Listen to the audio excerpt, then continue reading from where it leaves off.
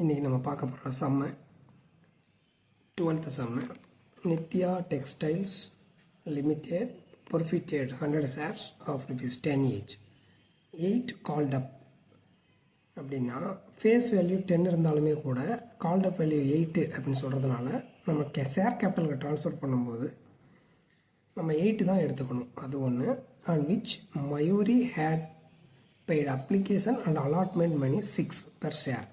அவங்க 8 shares called up இருக்கிறதுல 6 வந்து தான் பே பண்ணுறாங்க. அப்போ 8 ரூபீஸில் 6 போயிடுச்சுன்னா கால் மணி 2 பே பண்ணல அப்படிங்கிறத நம்ம புரிஞ்சுக்கலாம் அந்த இடத்துல. அடுத்து of these 75 shares were reissued to Soundarya by receiving 7 per share paid up as 8 per share. ஏற்கனவே 8 தானே பெய்ட் அப் இருக்குது, அதனால் 7க்கு வந்து ரீஇஷ்யூ பண்ணுறாங்க. Pass journal entries for future under issues. Again அந்த இதை பற்றி கொஞ்சம் டீட்டெயில்டாக பார்த்துடலாம். அப்போ டோட்டல் பெர்ஃபிட்டட் ஷேர்ஸ் வந்து பார்த்திங்கன்னா இங்கே 100, வேல்யூ ஆஃப் த ஷேர்ஸ் வந்து 10 இருந்தாலுமே கூட கால்ட் அப் வேல்யூ 8 அப்படின்னு சொல்கிறதுனால நம்ம ஷேர் கேபிட்டலுக்கு 8 போட்டால் போதும். Application and allotment money paid, அதாவது கம்பெனி ரிசீவ் பண்ணுறது 6 rupees, 2 rupees வந்து ரிசீவ் பண்ணல அப்படிங்கிறத புரிஞ்சுக்கணும். Total reissue shares 75, reissues shares value 7. இது ஏற்கனவே நம்ம பார்த்தா தான். இதை வச்சு எப்படி சம் போடுறது அப்படிங்கிறத நம்ம இப்போ பார்க்கலாம்.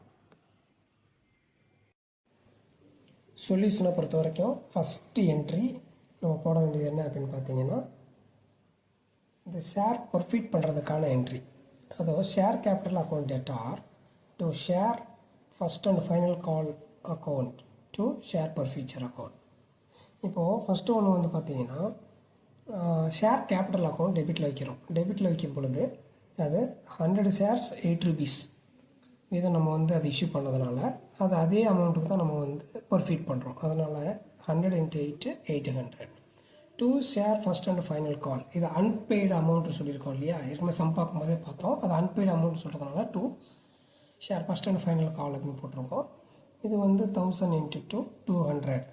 இங்கே வந்து பார்த்தீங்கன்னா டு ஷேர் பர்ஃபீச்சர் அக்கௌண்ட், அதாவது which amount has received by the company, எந்த அமௌண்ட்டு வந்து கம்பெனி ரிசீவ் பண்ணிச்சு அப்படிங்கிறத தான் நம்ம இங்கே ஷேர் பர்ஃபீச்சர் அக்கௌண்ட்டில் போடுவோம். அது வந்து 600. அப்போ 100 × 6 அப்படின்னு வச்சுக்கலாம். இதோட வந்து பீயிங் ஷேர் பர்ஃபீட்டட் அப்படின்னு நம்ம போட்டாச்சு.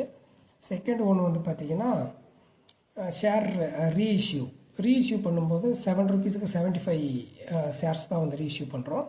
இப்போ பேங்க் அக்கௌண்ட் டேட்டா 75 × 7 525 rupees. இங்கே ஷேர் பர்ஃபீச்சர்டு அக்கௌண்ட் டேட்டார் இது என்னென்னு கேட்டிங்கன்னா இந்த ஷேர் வந்து 8 rupeesக்கு நம்ம வந்து இஷ்யூ பண்ணியிருக்கோம் இல்லையா, நான் 7 rupeesக்கு தான் நம்ம இஷ்யூ பண்ணுறேன். அதனால் 1 rupee வந்து நம்மளுக்கு loss.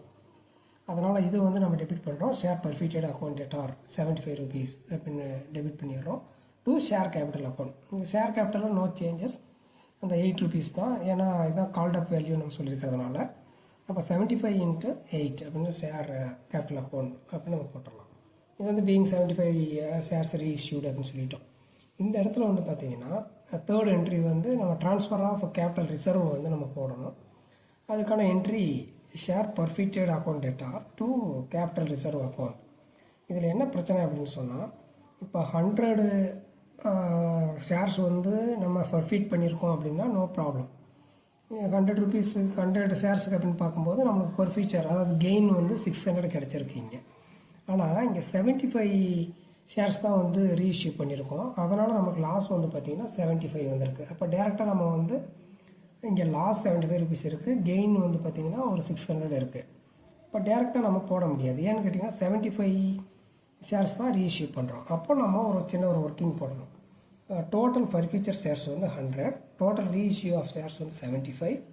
Hence gain on reissue அப்படின்னு பார்க்கும்போது அந்த ஃபார்முலா நம்ம வந்து யூஸ் பண்ணணும். டோட்டல் அமௌண்ட் ஆஃப் பர்ஃபீட்டட் அப்படின்னு சொல்லும் பொழுது 100.